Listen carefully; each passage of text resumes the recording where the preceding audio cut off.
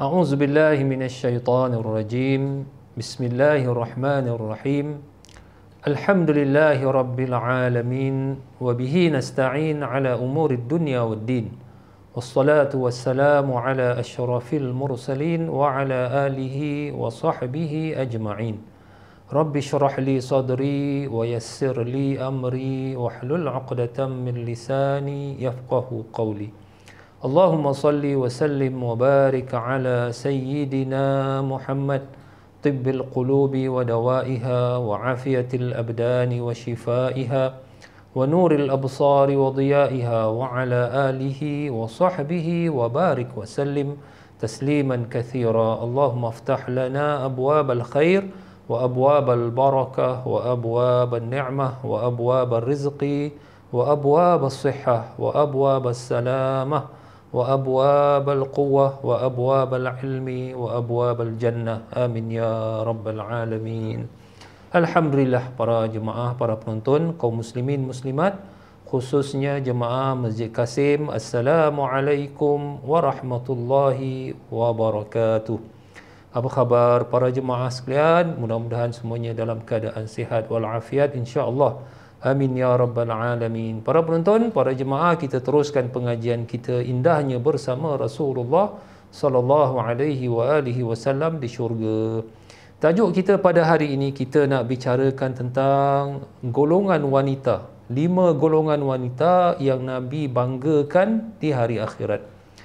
Tajuk kita lebih kepada orang perempuan hari ini, iaitu 5 jenis wanita ataupun 5 golongan wanita yang Rasulullah sallallahu alaihi wasallam banggakan di hari akhirat. Ini menurut daripada hadis-hadis yang kita akan baca, menunjukkan secara zahirnya Rasulullah berbangga dengan golongan wanita-wanita yang kita akan bincangkan ini. Siapakah golongan wanita tersebut? Mudah-mudahan para jemaah sekalian, isteri-isteri kita, mungkin juga di kalangan para jemaah ibu-ibu di luar sana, termasuk dalam golongan yang akan disebutkan nanti, golongan yang Rasulullah banggakan di hari akhirat insya-Allah. Para penonton rahimakumullah, kita mulakan pengajian kita dengan membaca surah Al-Fatihah. Mudah-mudahan Allah Subhanahu wa taala memberkati majlis ilmu kita pada hari ini, dan mudah-mudahan insya-Allah kita digolongkan bersama golongan yang dibanggakan oleh Rasulullah sallallahu alaihi wasallam, dan mudah-mudahan bersama baginda di syurga. Amin ya rabbal alamin. Ala hazihi niyyah wa ala kulli niyatin salihah. Wa ila al-habib al-mustafa sallallahu alaihi wa alihi wasallam wa ila jami'il mu'minina wal mu'minat. Al-Fatihah. A'udzu billahi minasy syaithanir rajim. Bismillahirrahmanirrahim. Alhamdulillahi rabbil alamin arrahmanir rahim maliki yaumiddin iyyaka na'budu wa iyyaka nasta'in ihdinas siratal mustaqim siratal ladzina an'amta 'alaihim ghairil maghdubi 'alaihim waladdallin. Amin ya rabbal alamin. Para penonton, para jemaah, hari ini kita nak bicarakan tentang 5 golongan wanita yang Nabi banggakan di hari akhirat. Mudah-mudahan isteri kita, anak perempuan kita, ibu kita semua termasuklah dalam golongan yang mendapat kemuliaan insya-Allah di hari akhirat. Baik, siapakah golongan-golongan tersebut? Pertama sekali, kita lihat daripada zahir. Walaupun hadis ni tidak menyebut akan dibanggakan di hari akhirat, tapi daripada zahir hadis yang akan kita baca nanti menunjukkan tanda-tanda makna satu kebanggaan bagi Rasulullah sallallahu alaihi wasallam, umatnya, dan daripada umatnya, kaum wanitanya memiliki sifat yang hebat. Jadi yang pertama sekali para penonton, para jemaah sekalian, wanita yang dimaksudkan ini adalah wanita yang banyak berzikir kepada Allah Subhanahu wa taala. Jadi wanita-wanita yang banyak berzikir kepada Allah Ta'ala dikhususkan di sini, golongan yang akan mendapat satu darjat yang sungguh istimewa di hari akhirat, menjadi kebanggaan baginda alaihi salatu wasalam. Baik, apa dalilnya? Saya bacakan di sini muka surat 458. Muka surat 458, banyak berzikir kepada Allah Ta'ala akan membantu untuk bersama baginda di syurga. Sesungguhnya orang yang banyak berzikir serta kuat berzikir kepada Allah Ta'ala akan diberikan kemuliaan di sisi Allah Ta'ala dan menjadi golongan yang terawal untuk masuk ke syurga. Ini tentunya akan membantu golongan seperti ini bersama baginda tercinta di syurga kelak. Sabda Rasulullah sallallahu alaihi wasallam, sabaqal mufarridun, qalu wa mal mufarridun ya Rasulullah, qala adz-dzakiruna Allah katsira wadz-dzakirat. Ini dia yang saya nak fokus di sini, iaitu Rasulullah menyebut telah ke depan, terdahulu masuk syurga orang-orang mufarridun.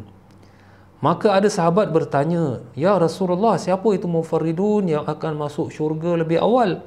Baginda menjawab, ini dia para jemaah, orang-orang lelaki yang banyak berzikir kepada Allah dan golongan wanita. Hadis riwayat Imam Muslim, dalam kitab Riyadhus Salihin pun ada disebut tentang hadis ini.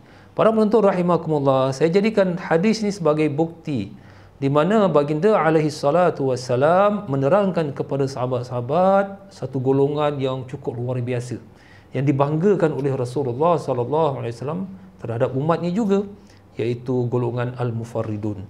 Para sahabat bertanya, siapa mufarridun? Baginda sebenarnya boleh jawab saja, mufarridun itu orang yang banyak berzikir. Dah. Mufarridun yang masuk syurga awal sekali, orang banyak berzikir. Dah habis. Tapi tidak, Rasulullah menyebut az-zakirun, laki-laki dan wanita. Mana ini satu kebanggaan, satu kemuliaan besar bagi orang laki-laki dan orang perempuan. Jadi ini mengajar kepada kita para jemaah tentang golongan wanita yang Nabi banggakan, iaitu kalau sekiranya ini mungkin akan berlaku di hari akhirat, di mana mungkin suami akan merasa hairan, kenapa isteri dia lepas masuk syurga, kenapa suami tak lepas? Jadi ataupun suami lambat masuk syurga, isteri dah pergi masuk dulu dah. Sebab kita kadang-kadang biasa dengar ada hadis menyebut bahawa ketika Rasulullah sallallahu alaihi wasallam pergi Isra Mi'raj, katanya dilihat ramai dalam neraka ni orang perempuan. Tapi kita kadang-kadang terlepas pandang bahawa itu yang Nabi nampak, tapi Nabi pun memberitahu ada di kalangan umatnya orang perempuan yang terdahulu masuk syurga. Kadang-kadang orang lelaki pun lambat, kadang silap-silap suami pun lambat masuk syurga, isteri dah masuk dulu. Sebab dia banyak berzikir kepada Allah Subhanahu Wa Taala. Dan saya sekarang perasan di mana di masjid-masjid hari ini, Masya Allah, kalau belajar ilmu agama, majlis-majlis selawat, majlis zikir, orang perempuan banyak.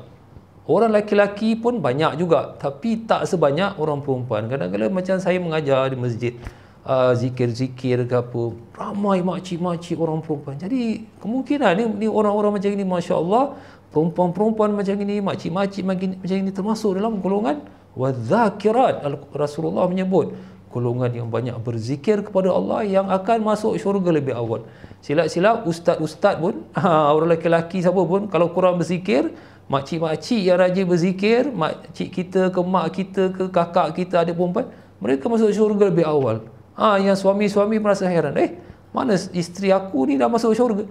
Pasal isteri, kakak-kakak rajin berzikir, makcik-makcik rajin berzikir.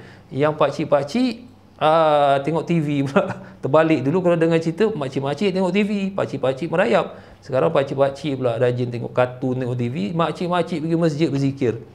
Jadi ini para jemaah, Rasulullah fokus di sini. Sepatutnya Rasulullah memberitahu orang-orang berzikir akan rajin berzikir masuk syurga awal. Tak, Rasulullah fokuskan perempuan. Nak memberikan khabar gembira di sini, terutama masyarakat Islam Singapura, makcik-makcik. Jadi jangan kita ni asyik fikirkan yang hadis Nabi nampak dalam neraka ni orang perempuan. Kita lupa yang kalau orang beriman, kalau dia beramal, insya-Allah dia ahli syurga. Cuma Rasulullah ada ketengahkan juga antara sebabnya juga yang orang perempuan ni kadang-kadang masalah di hari akhirat, sebab suka mengeluarkan kata-kata yang tidak baik. Ini yang Rasulullah galakkan orang-orang perempuan, kalau boleh banyak bersedekah dan banyak baca astaghfirullah. Ni dua ni. Banyak bersedekah dan banyak baca astaghfirullah, sebab ini akan membantu. Maknanya insya-Allah kalau kita ada silap, orang perempuan biasalah bercakap ni satu perkara biasa. Kita lelaki-lelaki ni pula kalau bercakap ni kadang susah sikit. Jadi yang suka bercakap banyak tu, perbanyakkan juga sedekah dan beristighfar supaya mengurangkan membasmi dosa-dosa itulah, insya-Allah. Jadi ini pertama yang saya nak ketengahkan, golongan wanita yang Rasulullah banggakan di hari akhirat. Fokus di sini Rasulullah fokus wanita-wanita yang banyak berzikir kepada Allah Ta'ala. Jadi insya-Allah saya percaya jemaah-jemaah di masjid, wanita-wanita, makcik-makcik kita yang rajin ke masjid, penuh masjid orang perempuan. Kalau ada ceramah-ceramah daripada luar negara datang yang buat penuh masjid, orang perempuan juga. Jadi saya percaya ini golongan yang mudah-mudahan insya-Allah yang terawal masuk syurga. Amin ya rabbal alamin. Makcik-makcik Singapura, amin. Baik, yang kedua antara golongan wanita yang Nabi banggakan di hari akhirat, iaitu golongan wanita yang kuat bersabar kepada Allah Ta'ala. Jadi ini sesuai dengan suatu hadis yang saya terbaca, di mana ada seorang wanita yang datang kepada Rasulullah sallallahu alaihi wasallam.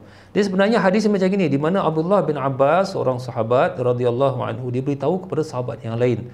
Dia kata, "Mau tak aku tunjukkan kamu seorang wanita ahli syurga?"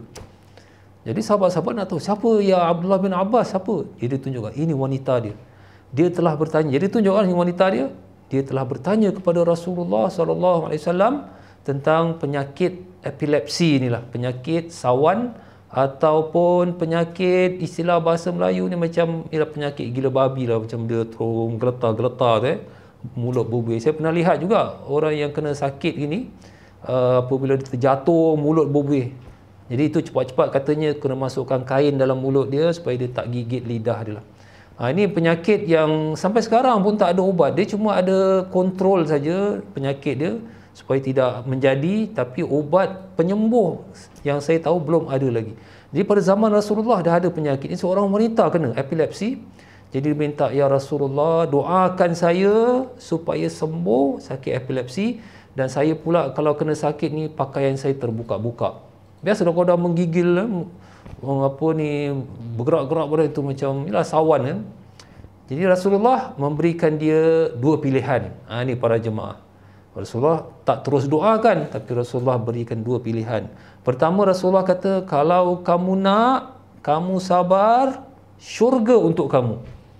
Apa dia sabar? Syurga. Sabar, syurga.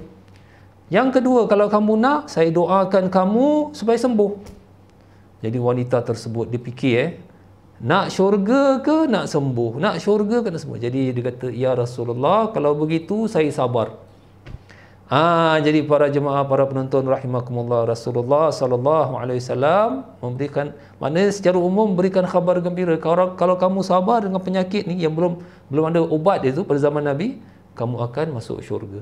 Cuma wanita tu minta satu saja pada Nabi, doakan supaya kalau dia kena sakit tu pakaian dia tidak terdedah. Sebab orang perempuan kan, kalau lelaki ni tak kisahlah, kalau biasalah orang lelaki ni main bola apa, gasak, kadang-kadang kena epilepsi, tapi orang perempuan kesian, malulah dia kan, terbuka-terbuka. Jadi Rasulullah doakan supaya kalau dia kena sakit, pakaian dia tidak terdedah. Jadi ini memberikan kita gambaran bahawa sebagaimana sahabat tadi Abdullah bin Abbas, seolah-olah macam satu kebanggaan, diberitahu sahabat-sahabat lain, kamu nak tahu tak wanita ahli syurga? Ini wanita dia, yang mana dia berjanji dengan Rasulullah, dia sabar, dia akan masuk syurga kerana sakit epilepsi.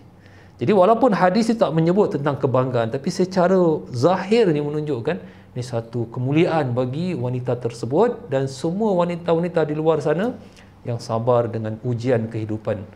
Jadi saya nak ketengahkan di sini tentang isu sabar ni, sebab sekarang ni apabila berlaku peperangan, kita lihat macam di Afghanistan tak settle lagi. United Nations dah berikan penerangan lah berkenaan masalah pelarian. Banyak orang perempuan, budak-budak. Kalau jadi pelarian, orang perempuan, budak-budak.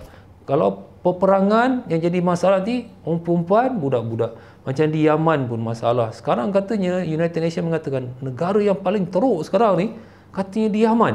Tak settle lagi masalah isu di Yaman, dan mereka masih lagi minta bantuan-bantuan umat Islam seluruh dunia minta bantu di sana. Sebab kadang-kadang budak tak ada makan, kesian.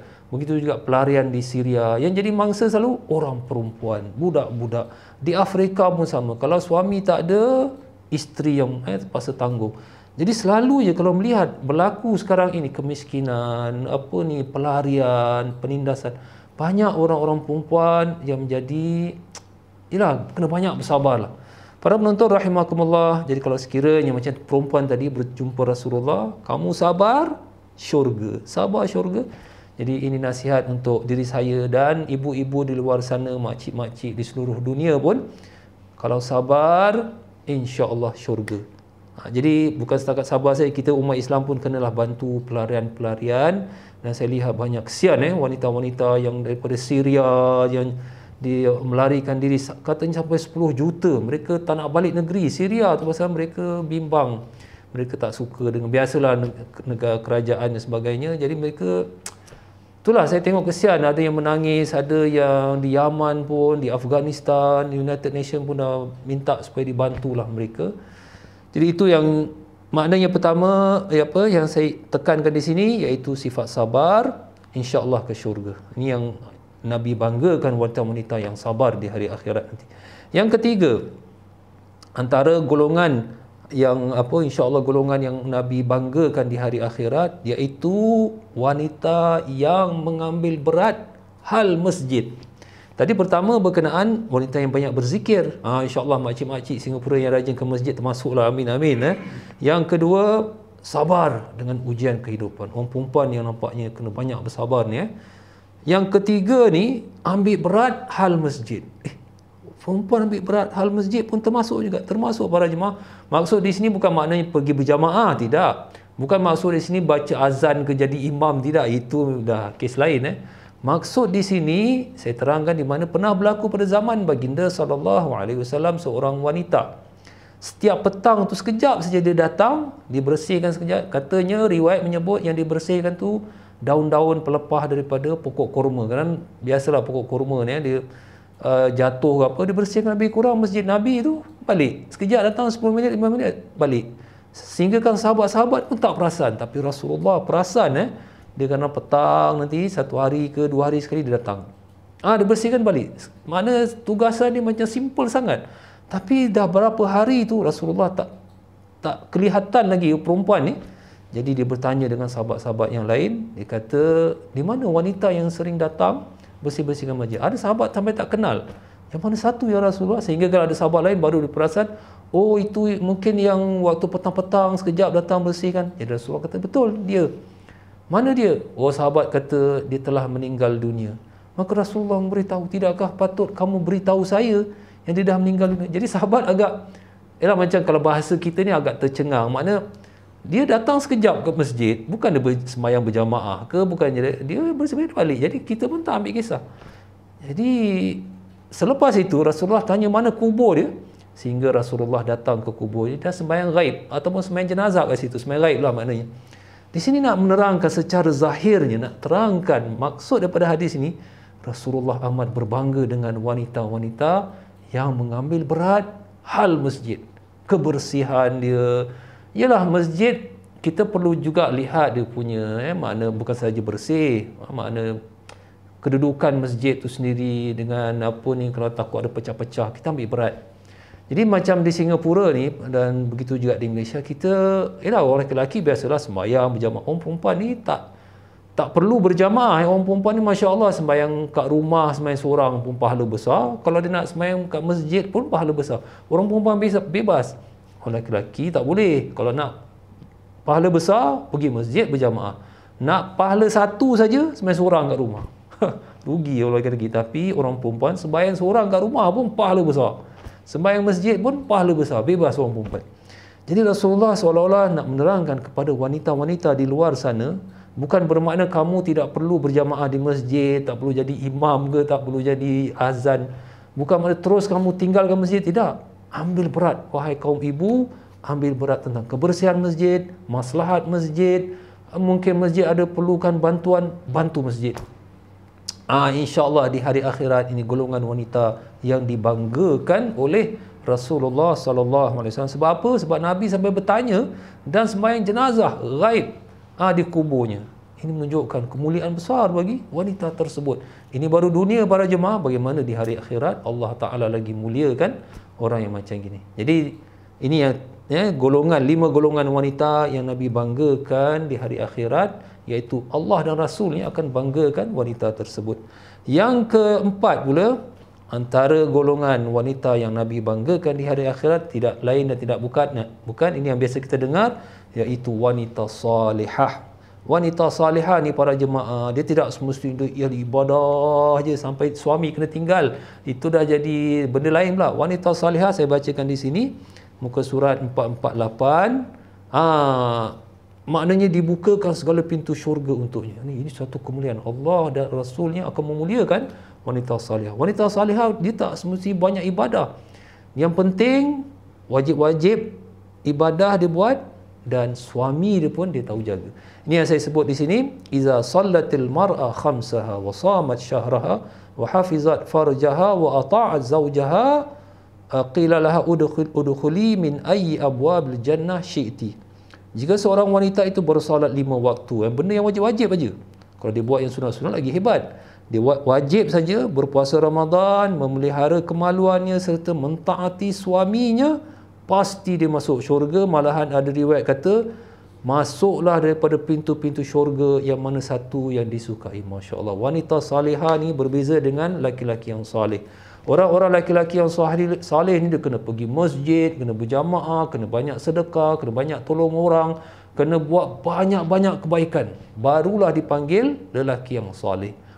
Wanita salihah ni dia tak semesti banyak ni. Yang penting wajib-wajib ibadah dia buat, kewajipan dia buat, dan suami dia taat. Itu dah dikata wanita salihah. Tengok beza laki-laki yang salih kena banyak buat amal kebaikan.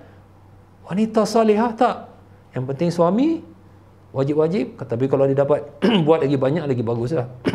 Jadi sebagaimana Al-Quran ada menyebut Bismillahirrahmanirrahim dalam surah An-Nisa ayat 34, "Fas-salihatu qanitatun hafizatun lil ghaib bima hafizallah."